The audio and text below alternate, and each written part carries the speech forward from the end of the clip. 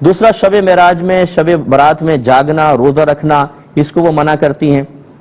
دیکھیں مسلمانوں کی میجورٹی اس کو اچھا سمجھتی ہے۔ شب برات کے فضائل ذکر کیے گئے ہیں۔ شب معراج میں اللہ تبارک و تعالی نے اپنے حبیب کریم صلی اللہ علیہ وسلم کو بہت کچھ عطا فرمایا، عجائبات قدرت دکھائے ہیں، اور جب کوئی اہم واقعہ کسی رات میں ہوتا ہے اس کو یاد رکھنا، اس میں عبادت اختیار کرنا، یہ موسیٰ علیہ السلام کی اور آپ کی موافقت میں نبی کریم صلی اللہ علیہ وسلم اور صحابہ کرام کی سنت ہے۔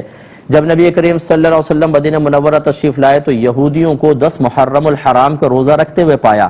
فرمایا تم روزہ کیوں رکھتے ہو؟ انہوں نے کہا یہی وہ دن تھا جس میں اللہ تعالیٰ نے فرعون کو غرق کیا اور موسیٰ علیہ السلام اور آپ کی قوم کو نجات دی، تو موسیٰ علیہ السلام نے اس دن شکرانے کے طور پہ روزہ رکھا، تو ان کی موافقت میں ہم بھی رکھتے ہیں۔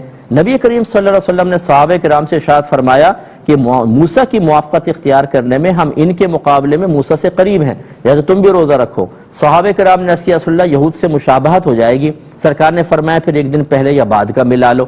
تو معلوم ہوا کہ جب کوئی بڑا اہم واقعہ ہوتا ہے اس میں عبادت کا اختیار کرنا یہ سنت رسول ہے۔ اب سرکار کو تو وہ انعام نہیں ملا تھا، انعام تو ملا تھا حضرت موسیٰ علیہ السلام کو، لیکن انہوں نے اختیار کیا، ان کی موافقت میں سرکار نے۔ انعام ملے شب برات، شب معراج میں نبی کریم صلی اللہ علیہ وسلم کو عجائبات قدرت آپ نے دیکھے، ایک بہت اہم واقعہ ہوا۔ ہمارے نبی کو وہ سعادت حاصل ہوئی جو کسی نبی کو حاصل نہیں ہوئی کہ آپ نے چشمان ظاہری سے اللہ تعالیٰ کی زیارت کی۔ اس میں اگر ہم کوئی عبادت اختیار کرتے ہیں تو کیا پرابلم ہے بھائی جان؟ کوئی زنا تو نہیں کر رہا، گالیاں تو نہیں بک رہا، فائرنگ تو نہیں کر رہا، لڑکیوں کو تو نہیں چھیڑ رہا، وہ فیس بک پہ بیٹھ کے غلط قسم کی چیٹ تو نہیں کر رہا، مسجد میں آ کے اللہ کی عبادت کر رہا ہے، قرآن پڑھ رہا ہے، نماز پڑھ رہا ہے۔ آخر تکلیف کیا کس چیز کی ہے؟ یہ چاہتے ہیں کہ مسجدوں سے باہر نکل کے لڑکے آوارہ گردیاں کریں؟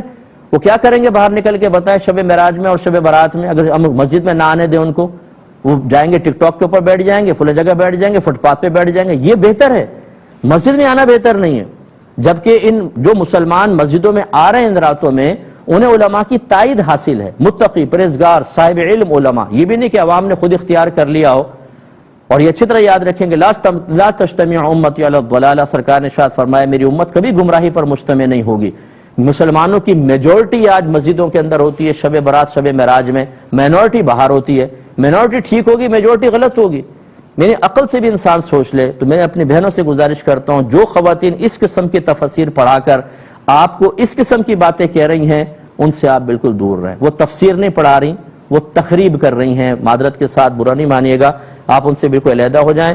اہل سنت کے یہ معمولات ہیں، اہل سنت کے علماء نے آپ کو اس کی ترغیب دی ہے، قرآن و حدیث سے اس پہ دلائل موجود ہیں، لہٰذا آپ اسی پر عمل کریں، یہی آپ کے حق میں بہتر ہے۔ جو اس کے خلاف کرتا ہے اسے لڑائی جھگڑے بھی نہ کریں، تنقید بھی نہ کریں، لیکن بہرحال ان کو جوائن کرنا یہ بالکل آپ کے لیے شرعاً صحیح نہیں ہوگا، ان سے آپ علیحدہ ہٹ کر رہے ہیں۔ کس نے کہا یہ کہنا کیسا ہے؟ با ادب با نصیب اور بے ادب بے نصیب۔ دیکھیں یہ بالکل ٹھیک ہے، اور یہاں جو بے ادب بے نصیب کا مطلب یہ نہیں کہ قسمت ہی نہیں ہوگی، اس کی مراد یہ ہے کہ وہ اللہ تعالیٰ کی طرف سے رحمت سے محروم ہوگا۔ یہاں ظاہری معنی نہیں ہے یہ، تو یہ جملہ بالکل ٹھیک ہے، اس میں کوئی حرج نہیں ہے۔ اب اپنے میزبان کو، ہماری کیو ٹی وی کی پوری ٹیم کو اجازت مرحمت فرمائیں۔ آپ ہمارے لیے دعا کیجئے، ہم آپ کے لیے دعا گو ہیں کہ اللہ تبارک و تعالیٰ آپ کو ایسے خاص موقع پہ جب اللہ تعالیٰ کی رحمتیں نازل ہو رہی ہوں تو وساوس میں مبتلا ہو کر برکتوں کو چھوڑ دینے کے بجائے رحمتیں حاصل کرنے کی توفیق عطا فرمائے۔ آمین۔ وآخر دعوانا ان الحمد للہ رب العالمین۔